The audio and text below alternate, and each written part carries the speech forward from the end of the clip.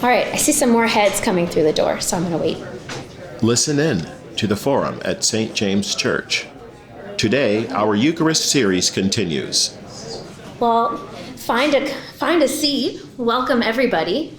For our sort of journalist questions that we've been having every week, it's sort of like who, what, when, and this is where. So today we're going to talk about churches and buildings and spaces. And to start, I have a question. What are the spatial requirements for the Eucharist? If you're going to do communion, what do you need in the room to be allowed to do communion? I hear a table. People. Bread and wine. I'm thinking about the space. What does the space need? Chairs would be nice, yeah. Oh, you're all so smart. You don't need a space. You should have heard me in the sacristy. I was like, I have a trick question to start, but you guys. If you go to the Book of Common Prayer, the only real direction spatially that they give you, they may suggest some choreography. It just says the holy table is spread with a clean white cloth during the celebration. That's really all that the prayer book gives us to go on. I don't want this to be a seminar on architecture, so I'm going to say a few things. Someone brought up a table. This started out as a meal. Communion was a meal. So the earliest communions happened at dinner tables, kitchen tables, any real surface that people would gather and eat around. The paintings in the catacombs show a sort of D-shaped table, so one flat end with the person who is sort of leading the meal, and then a semicircle around them. By the 5th century, churches are set up in what's called a basilica style. I think St. Paul's in Rome is like this, if you've ever been there. It's got this table in the middle and people all around. As the role of the priest gets more and more elevated in early church history, particularly the Middle Ages, medieval churches, you see the table go further and further and further and further away from the people. Oh, that's wow. Yeah. You can learn a lot about a church and a church's theology from looking at how they do communion. So the table goes all the way away from the people until the priest has just fully turned their back on them. And I mean, we do that at 8 in the chapel when we worship there. And the idea is sort of that the priest and the congregation all face God together. Walls that have altars that, let's be honest, look almost like shelves. They don't really look like tables. Those altars are all eastward facing. And the idea is that, yes, the clergy and the people face God together. But if you've been to Europe and these big medieval churches, you weren't even getting up there to get communion. There was no way that was going to happen. You experienced what was called oracular communion, which is that you got to see it. So the priest would have their back to you, and the big moment would be they lift up the host and they lift up the chalice, and that's about as close as you're going to get to God that day. So that's in the Middle Ages, medieval churches. The Anglican Church, when it first started, had a weird, you know how we have a rectangle? They flipped it the other way. So the priest was at one end of a long end. That just makes me feel uncomfortable imagining it. It doesn't seem right. But then eventually, as the church sort of theologically reforms, the tables come away from the wall and you have a freestanding altar. The priest faces the people. And that's basically a story of how a table moving around intimately changes one of the most important things that we do together. And in terms of church architecture, a lot of them are all very different. If you go to Europe and look at buildings that were sort of built around the same time, and then even churches here, you can tell that there were architectural conventions, design conventions. I love those sort of old-fashioned American Protestant churches with the sort of white painted wood and the simple spaces. You have great grand halls with stained glass windows. But when it comes to the Eucharist, none of that is what's really required. Dom Gregory Dix, who's a writer about communion and just the history of the church, he has this fabulous book on the liturgy, and he has this beautiful paragraph where he describes sort of how incredible it is to think about how this sacrament has gone throughout history. All the places where people have celebrated communion. And he thinks about people on their deathbeds, people giving birth, people heading into battle, soldiers on the battlefield, sort of these great moments of human history where people have stopped together and broken the bread, broken the wine, and Mary, you're right, you need a group. You need at least 2 people for communion. None of those amazing moments where we are knit together by the body of Christ are in a church. So to save you from a very boring lecture on architecture, there's really not that much to say about this sort of week of where, but a lot for you to say to each other, and I think about what makes a space holy. What makes our sanctuary holy for you? What makes other places that you shared communion before holy? I've been in a lot of hospital rooms since starting this job, and I don't think I've ever felt the way upstairs standing at that altar I have felt sitting by someone's bedside. So I'd love you to talk in your tables about memorable experiences of worship, and for clarity's sake, what makes the space a part of worship for you? Sort of memorable spaces where you have worshiped. So if you have an instance of communion, maybe it was a church that was really special to you where you grew up, I'd love to have you guys talking to each other and then to be sharing what is it that makes spaces feel holy. Because I think we talk ourselves into the idea that churches need a lot of stuff in them, because we have, a gorgeous church up there with a lot of things that I would be very sad if any of them went away. But I think it's also important for us to think sometimes about what it is that we actually need from a space to be able to worship and to feel close to God. So if you have memorable instances of communion that were either powerful or ones that maybe the space felt like a distraction to you. Maybe you went to a communion service in another tradition and you couldn't get into it because the way that they did it was really different. So I just love you guys to be talking to each other about space. And just to start you off, an idea of what I mean is I once shared communion in a lean-to on the Lahota Sioux Reservation in North Dakota with what I'm pretty sure is grape drink. I wish it was juice. And a bagel that we fished out of the freezer.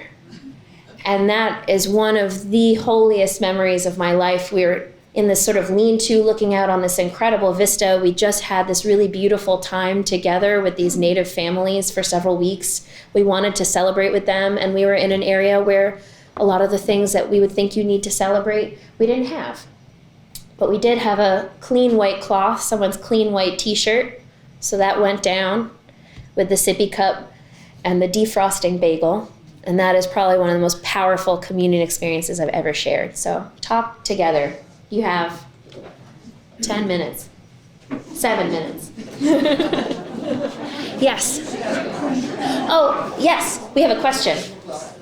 It goes back to the architecture. Uh-huh. Anything to say about these churches, it seems to me that dominate in New England, where the center of attention is the pulpit, not the altar, and the priest is standing up there front and center. So Cecil's asking a really great question about architecture. What do I have to say about particularly sort of American New England churches where the pulpit is the dominating thing? And that's to say that there are traditions where the word and preaching is far more important than the sacramental life. Even our church had a period in its history where most Sundays you'd come and you wouldn't have communion. I'm sure most of you were raised, or many of you were raised in an Episcopal church where morning prayer was the reality, most Sundays. I was raised with communion being a sort of commonplace every Sunday thing, so I remember learning that some people only had communion once a month, maybe 4 times a year. So there are Protestant traditions where the sort of different understanding of the sacraments and a different emphasis on communion versus preaching. Preaching is the main thing, so that pulpit is what you see front and center. So now. But even Newport, Rhode Island, our church in Newport, Rhode Island has the pulpit in the center. I mean, it was, pulpit in the center in a lot of spaces. And boxes where people. Yeah. Did anyone have any more questions? Yeah? So I think I picked up that the Catholic Church reaffirmed that it has to be wheat-based. It has to be what? Wheat-based bread. Yeah. Use rice or gluten-free or anything like that. I was wondering, could you, in the Episcopal tradition, is it customarily wheat? Could we use rice cake? Does it have to be starched or you do a carrot? We can use alternative flours. Was the question. I don't think you could use a carrot. I mean, part of the requirement is also so that we can understand what one another is doing, and what we're doing is shared in common. So, for example, we have all these little wheat-based glutinous wafers. So we needed to look for gluten-free wafers to make sure that our table was open to all comers. But I'll be honest, I've heard more debate in. Apple juice. I mean, Yeah. So the Book of Common Prayer doesn't actually say anything about that, which is sort of my main source for the rules of communion. I guess technically we could use apple juice. I don't know if someone else. Yeah. This is why I always get so anxious about forums. You all stump me and I have to do homework and come back to you. I promise whoever is standing up here next week will have an answer for you about apple juice versus grape juice. Janet has a question?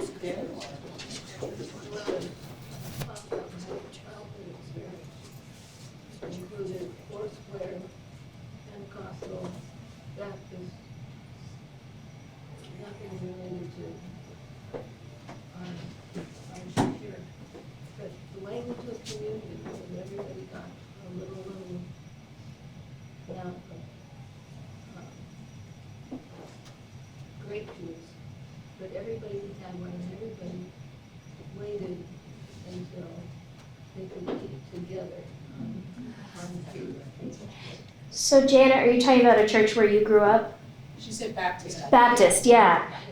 So this is a great point, and something I was going to bring up in a little bit, that there are traditions where it's very important that everyone consumes at the same time. So they sell little communion kits. They're almost like little shot glasses of grape juice or wine with a little wafer sealed.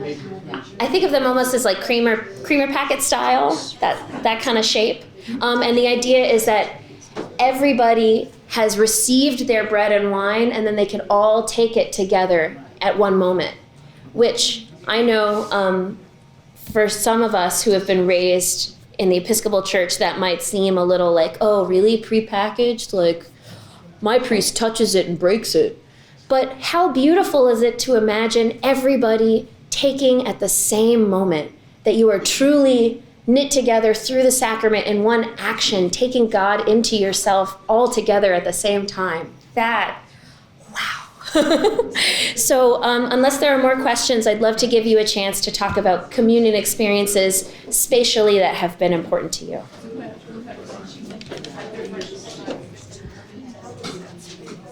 All right, friends, I'm pulling us together.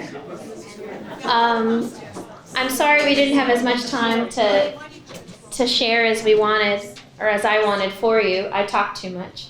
But if you don't have church now, I hope that you stay and keep sharing stories.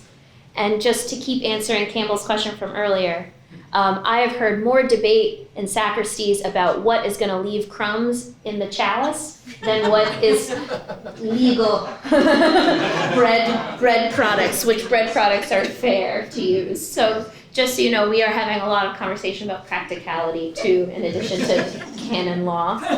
But so do people have stories that they'd like to share or themes that came up? Well, we were all talking, and she didn't get shared. I had just started to tell the story. Some of the people, my significant other, little crowds. And one summer we were in London, and we didn't go over for this purpose, but it just turned out to be the summer that Prince Charles and Lady Diana were getting married. And there were celebrations everywhere. So unbeknown, we went to St. Paul's Cathedral, and it turned out that the London Symphony Orchestra was playing the Lord Nelson Mass. And so when it came time for the communion, we went up with the way we do it, was a railing and the priest and the wafer, and I found myself taking communion before the first violinist of the London Symphony Orchestra. That was sort of a memorable communion.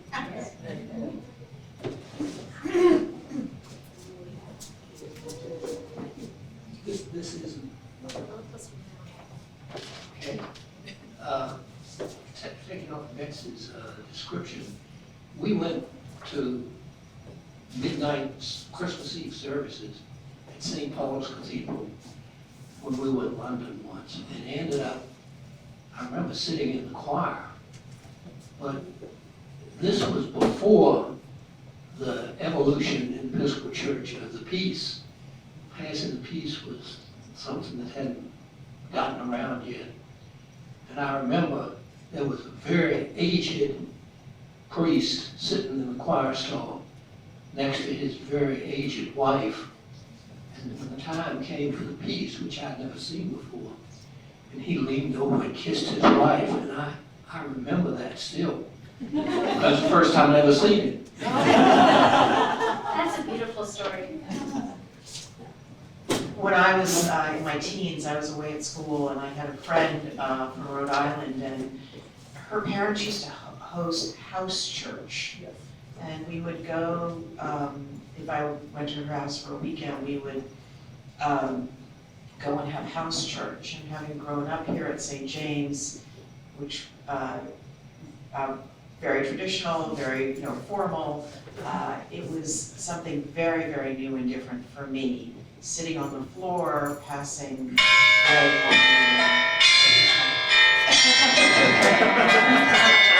It's my church alarm. It was, Deborah just said it was kind of hippy-dippy, and it was kind of hippy-dippy.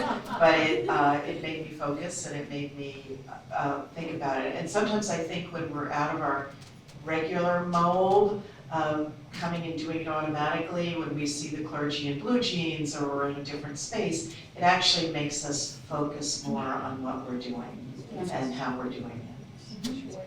I think, Mary, I actually have to call us closed, Juicy, but I hope that you guys stay and share stories together. I think Mary brings up a beautiful point that is really what I want to leave you all with.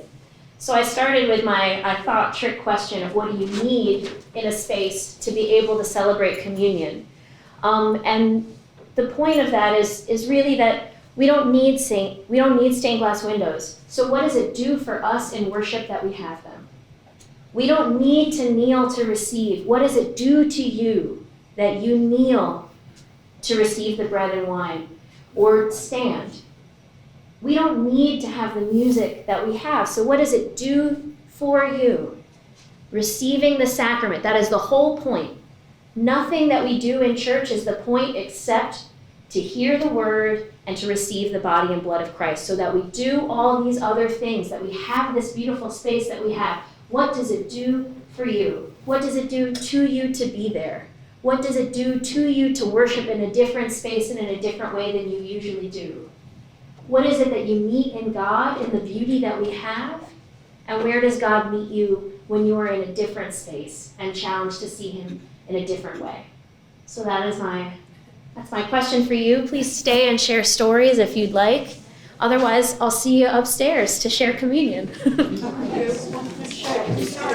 Thank you. To learn more about St. James Church, visit stjames.org.